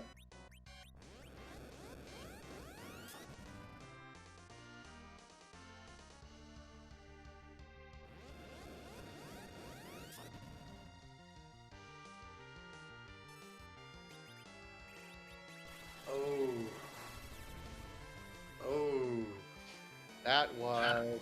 And it's the one spot you really don't want the counter nuke to come in. That is always the risk with nerf strats, is where's that counter... Well, one risk anyway. Where is that counter nuke going to land? But he did manage the nerf, so he's still got some room to recover.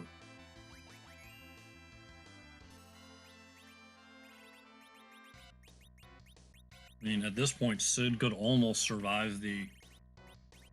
Well, Sid might not quite be able to survive the next Big Bang unnerfed, but he'd have a chance.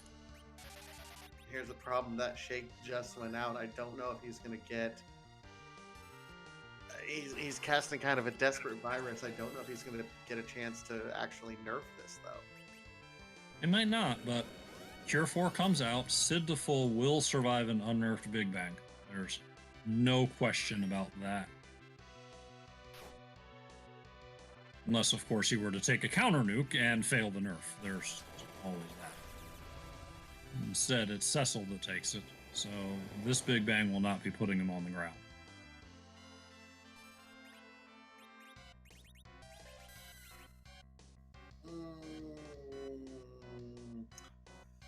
Ouch.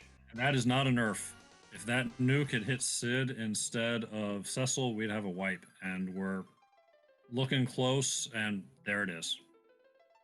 Yeah, that was a wipe. And Rumblefish does go ahead and realize that he's done with the forfeit. Joining us in now here, man, Rumblefish, you know, I know the final times don't look like it, but it was a really close race, all things said. Really? Okay, because this was really such an unusual seed because in many ways it was very generous, and at least in terms of the objectives. I mean, you can finish them off very quickly. It's just that I was just not used to, just basically, having that and then basically just needing levels and then finding the best way to get levels. So, I guess I ended up being like far behind Mecha, so maybe my choice was just kind of to grind on the moon, just kind of a bit, and I don't know, maybe the Sirens were someplace that are easier to find or something. But obviously, I did not choose the right path in this seed. Well, go ahead and go back and watch the VOD when the time comes. You were the first to get your crystal, Rumble. It did, just as you pointed out, come down to how were you going to grind. There were no good grind options. You took as good an option as you had available. Mechalink didn't grind. He went with low-level strats. Really? Okay. That's interesting. Yeah, I mean, like, I know Sessa with the Crystal Sword can really do some damage, but I wanted at least to have Porum get Cure 4 before I took on Zromas, just for the extra insurance. It took up a lot of time, though, for me to make that happen, and it turned out it wasn't even enough at the end, because I had to wipe to Zromas, and I just didn't really feel like it was worth it for me to try again, considering that I had already lost the competition. So, but I mean, I guess I don't. Well, he just did, like, what were Mecha's levels by the time he went on there? And I had like mid 40s, so I'm not really quite sure if mine were. Like his highest level, his toughest characters had about 1,500 hit points.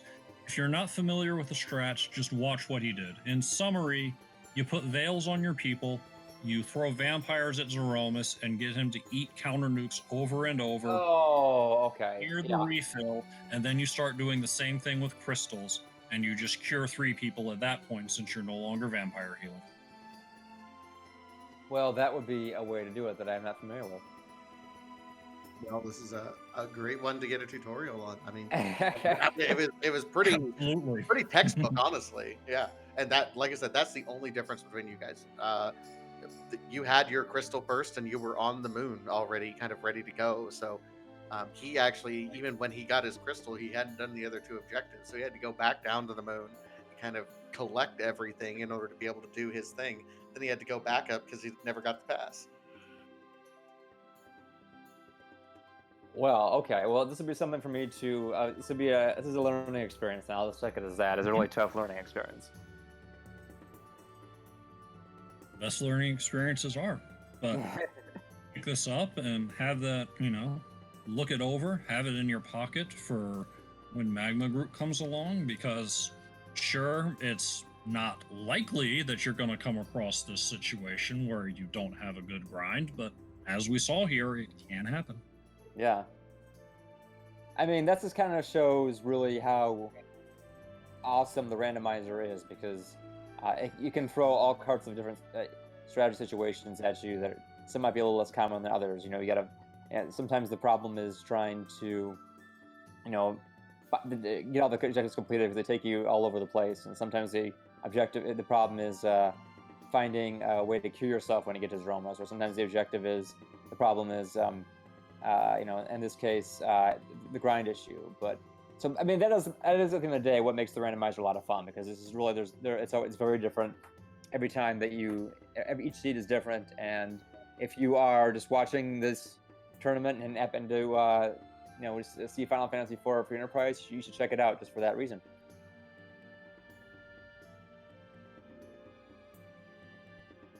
So, a couple quick questions about the beginning, because as it's been said, the objectives made it look like it could be pretty quick, and then the bosses that showed up on the overworld started making things pretty rude, and both you and Mechalink had to do a bit of running around to find the best way forward. Mm-hmm. What were your thoughts as you were running through that? When did it start feeling like it was coming together? And what were some things you saw and started to feel like, this is not going to be as fun as it might have otherwise been? Well, Plague in the second spot in Monarch deals is not good, because he gets an added boost with the back attack, and it's also a relatively speedy sight. So you need to have some good firepower, more firepower than you would normally need to have in Monarch deals to make that fight happen. So, luckily, I was able to get some. I think one thing that I find, and that's a commonality in under this flag set, is going to Elblin Cave, even though it's not required, to check out the trap chest there, because you're gonna get some decent experience points, at least for like low level characters, and then you also get a chance to get a super cool item, and I did get a crystal sword out of that, but I mean that was one issue. I think that luckily, it was Wyvern was on Monarch deals too, right? So I was able to, luckily, Rydia had enough speed on her that I was able to get a Star Wheel off the floor for that really caused any trouble. But I had some difficulty all around. Like the Fable Gauntlet was an Antlion. Like Antlion is like something you think of as like not being a difficult spot whatsoever. So it's like a semi-free spot. But then if you have a very low-level group and you go in to try to take out the boss, and it's the Fable Gauntlet, then it'll really drag out. I had some Japanese items with me, but I had to burn through those, and so that was difficult. And there's something else on Baron Inn too. I can't remember what the second boss was, and it ended up being kind of a challenge.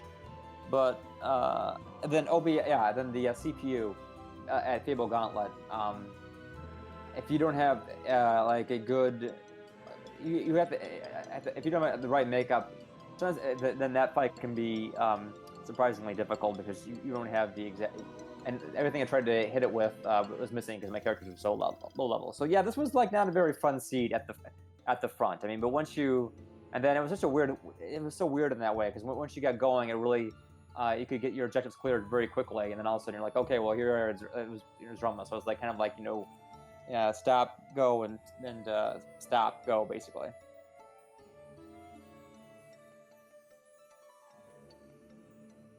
Pretty good description of it. Yeah. The rude beginning, and then the quick run, finding the water hag at Masamune, and you're feeling good, and then you have to go, wait a minute. Now I need levels. Now I need a way to take on Z. Absolutely. That was kind of the story of the whole seed, hurry up, get trolled by a horrible seed, get everything in 15 minutes, and then you go, oh, now what?